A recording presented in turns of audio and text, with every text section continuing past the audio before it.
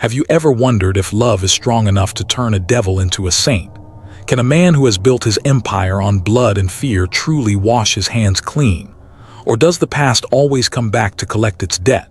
My name is Grace, and I am going to tell you a story about love, death, and the terrible price of redemption. It is my story. But before I begin, I want to ask you, if you knew your love would cost you your life, would you still fall? I was not a rich woman. I was not a powerful woman. I was just Grace. I lived in the heart of Jamestown, a place where the ocean breeze mixes with the smell of smoked fish and the exhaust of old cars. It is a city that never sleeps, a city where everyone is hustling, trying to climb out of the dust. I worked as a waitress at the Golden Stool, the biggest, most luxurious bar in the city. But this was not just any bar. It belonged to them, the brothers. In Jamestown, you did not speak their names loudly. You whispered them, Richard and Dan. They were not just businessmen, they were the kings of the underworld. They controlled the streets, the drugs, the fear. They were the reason mothers locked their doors early and fathers prayed a little harder. Richard was the older one, the brain, the calm storm. Dan was the younger one, the fire, the wild dog who bit without barking. They were dangerous men. But when I was employed at the bar, they were away. They had traveled to handle their business in other countries. So, for months, I worked in their kingdom without ever seeing the kings. Life was simple then. I wiped tables. I served expensive whiskey to men who wanted to feel important. I dodged the grabbing hands of drunk customers with a smile and a firm step. I was good at my job. I was not afraid of the noise or the rough men. I knew who I was. I was raising my younger sister, paying her school fees, keeping our heads above water. I had no time for fear. Do you think courage is the absence of fear? No. Courage is looking at the hard life in front of you and refusing to blink. Then came the night everything changed. The air in the bar felt different that evening. It was heavy, like the sky before a thunderstorm. The music was playing, people were dancing, but then suddenly the music stopped. The laughter died. A silence swept across the room, cold and sharp. The bouncers at the door, men who looked like mountains, bowed their heads, then walked in Richard and Dan. They had returned. I had heard the stories, but seeing them was different. Dan walked in first, loud, wearing gold chains that rattled like shackles, his eyes scanning the room like a predator looking for a weak gazelle. He laughed, and it was a sound that made your skin crawl. Behind him came Richard. He was different. He wore a black suit, perfectly tailored. No heavy jewelry, no loud laughter. He just walked, and the crowd parted for him like the Red Sea. His eyes were dark, deep pools that seemed to see everything and nothing at all. He was terrifying, not because he looked angry, but because he looked so calm. Every waiter and waitress in the bar was trembling. They rushed to the back, terrified of making a mistake. They dropped trays, they hid their eyes, but I had a job to do. I had a table to clear near the VIP section where they sat. I picked up my tray and walked out onto the floor. I felt the eyes of everyone on me. Is she crazy? They must have thought. Does she not know who sits there? I walked to the table next to them. I wiped it down. I arranged the chairs. My hands were steady. My back was straight. I did not look at them, but I did not hide from them either. I was simply doing my work. I felt a gaze on me, heavy and intense. I turned, and there he was, Richard. He was watching me. He wasn't looking at my body like the other men. He was looking at my face, into my eyes. He looked surprised. "You," his voice was deep, a rumble that vibrated in my chest. "Come here." The whole bar seemed to hold its breath. I walked over to their table. Dan was busy pouring brandy, ignoring me, but Richard was focused entirely on me. "Yes, sir?" I asked. My voice was clear. I did not stutter. "Are you new?" he asked. "I have been here for 6 months, sir," I replied. "You do not shake," he said, tilting his head. "Everyone shakes when we come in, why don't you?" I looked him in the eye. It was a dangerous thing to do, but I could not lie. "Sir, I have a job to do." Dan laughed loudly, slamming his glass down. "Richard, look at this little mouse talking like a lion. Do you want me to teach her a lesson?" Richard raised one hand and Dan fell silent instantly. That was the power he held. Richard smiled. It was a small smile, barely there, but it changed his face. It made him look human. "What is your name?" he asked. "Grace," I said. "Grace," he repeated, as if tasting the word. "Finish your shift, Grace. I will be waiting to take you home." Can you imagine the fear that gripped my heart then? The drug lord wanted to take me home. Was I in trouble? Was this the end? The other staff looked at me with pity, like I was a dead woman walking, but I finished my work. And true to his word, when I walked out the back door, a sleek black car was waiting. Richard was inside. That was the beginning. He didn't hurt me. He didn't take me to a dark place. He took me to a quiet spot by the beach. We sat on the hood of his car and talked. He asked me about my life, my struggles, my dreams. And for the first time, I asked him about his. I saw the tiredness in him. I saw a man who was trapped in a castle he had built out of bones. We started dating. It was a secret at first, but in a city like Jamestown, secrets are like smoke. They escape through every crack. Richard was a gentleman to me. He treated me like a queen. He bought me flowers, not expensive cars or jewelry, because I told him I didn't want his blood money. He respected that. We fell in love. It was a love that defied logic. How could I love a man who sold poison to the streets? How could he love a woman who had nothing to offer him but honesty? But love is a stubborn seed. It grows even in the cracks of concrete. 6 months later, he proposed. It was a beautiful evening. He took me to the rooftop of the tallest building in the city. You could see the lights of Jamestown twinkling below, hiding all the ugly truths of the streets. He got down on one knee. He held out a ring, simple and beautiful. "Grace," he said, his voice shaking for the first time since I met him, "you are the only peace I have ever known. Marry me." My heart wanted to scream, yes, I loved him. God knows I loved him. But I looked at him, really looked at him, and I thought of the boys in my neighborhood with hollow eyes, addicted to the drugs Richard sold. I thought of the mothers crying. I thought of the violence. I closed the ring box. "Richard," I said, tears streaming down my face, "I love you, but I cannot marry you." He looked like I had shot him. "Why is it? Is it because of who I am?" "It is because of what you do," I told him.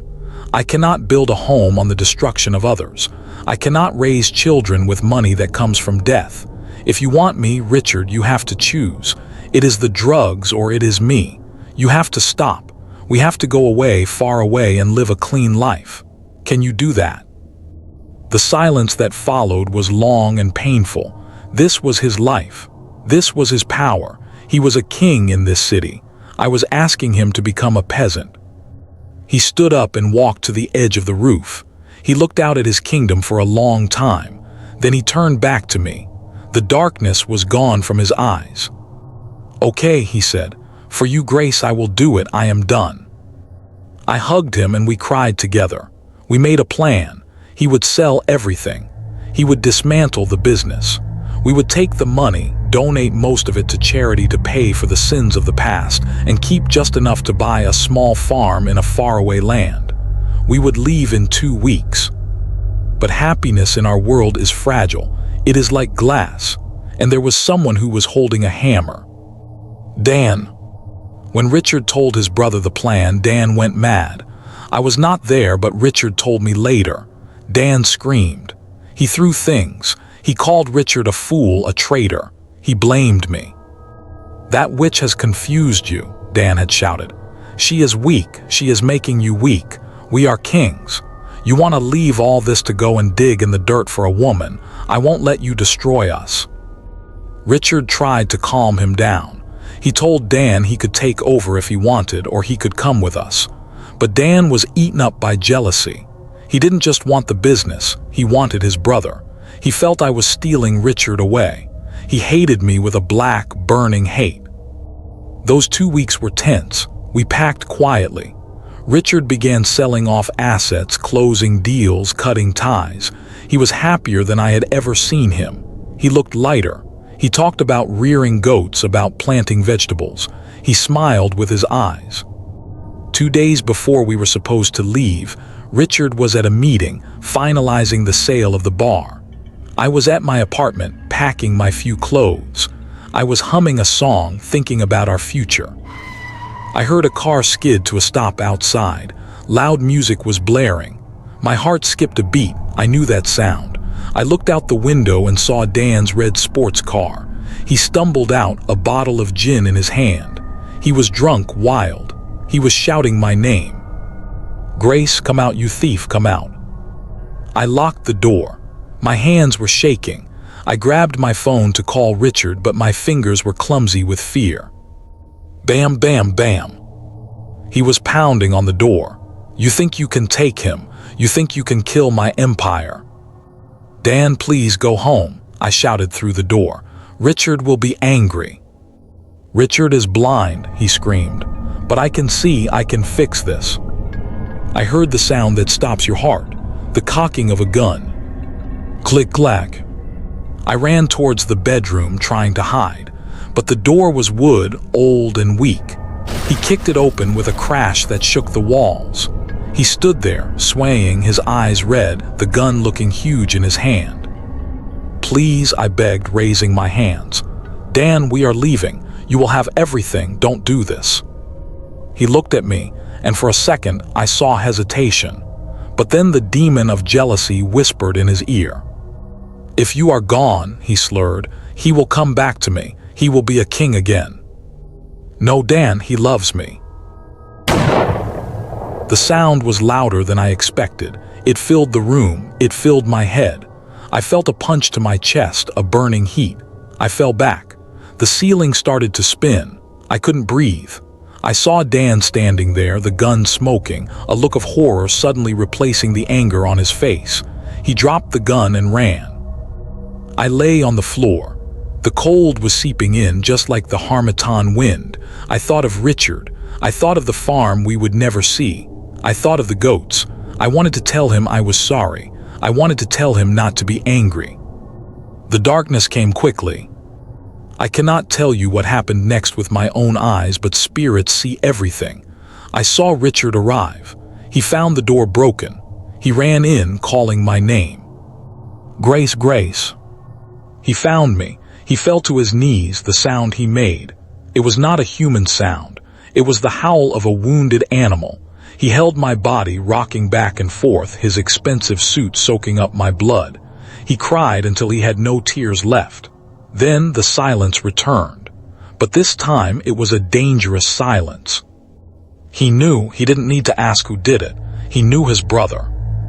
Richard stood up. He closed my eyes gently. He kissed my forehead. He walked out of that apartment and he walked into hell. He drove to the family mansion. Dan was there, sitting in the dark, drinking, crying, terrified of what he had done. When Richard walked in, Dan looked up. "Brother," Dan whimpered.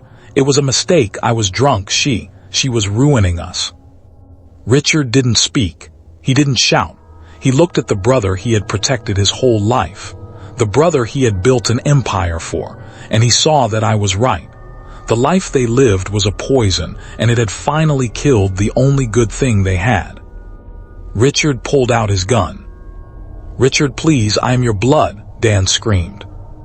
"You spilled my blood," Richard said, his voice dead. "You killed my future." It was over. The king of the underworld killed his own brother. The city shook with the news. They expected a war. They expected Richard to go on a rampage. But he didn't. Richard stopped everything. He stopped the shipments.